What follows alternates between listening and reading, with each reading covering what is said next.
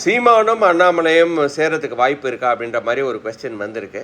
அவங்க 2 பேரும் சேர்றதுக்கு வாய்ப்பே கிடையாது. ஏன்னா நீங்கள் பார்த்தீங்கன்னா கோர் சித்தாந்தமே 2 பேருக்குமே டிஃப்ரெண்ட். இவர் தமிழ் தேசியம், இவர் கம்ப்ளீட் தேசியம். ஒரு 2 விஷயங்களில் 2 பேரும் சேர்ந்து வராங்க. 2 பேருக்கும் என்ன சொல்கிறது, ஒரு சினர்ஜி இருக்குது. ஃபார் எக்ஸாம்பிள் லேட்டஸ்ட்டாக கல் இறக்குறாங்க, இவரும் கல்லை சப்போர்ட் பண்ணுறாரு. அதுக்காக இவங்க 2 பேரும் சேர்ந்து ஒரு கட்சியை தொடங்கி 2026 2 பேரும் சேர்ந்து நிற்பாங்க அப்படின்னு சொல்கிறதுக்கு வாய்ப்பே கிடையாது. ஏன்னா 2 பேருக்கும் ஈகோ ரொம்ப ரொம்ப ஜாஸ்தி.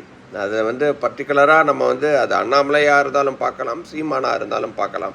ஸோ 2 பேரும் சேர்றதுக்கு வாய்ப்பே கிடையாது. அதுக்கு மேலே என்ன அப்படின்னா 2 பேரும் சேர்ந்தா அப்படின்னா அவங்க 2 பேருக்குமே தமிழக களம் என்னன்றது இன்னும் புரியல. இது 50 வருஷமாக நான் பார்க்குற அரசியல்லேருந்து நான் சொல்கிறது.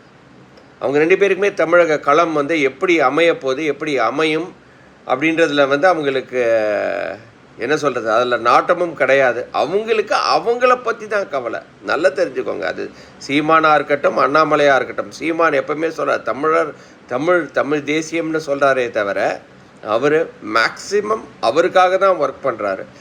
எப்படி தான் ஒரு பெரிய ஆளாக ஆகிறது அப்படின்ற மாதிரி தான் அவர் யோசிக்கிறதுனால தான் அவரால் இன்னும் வளர முடியல.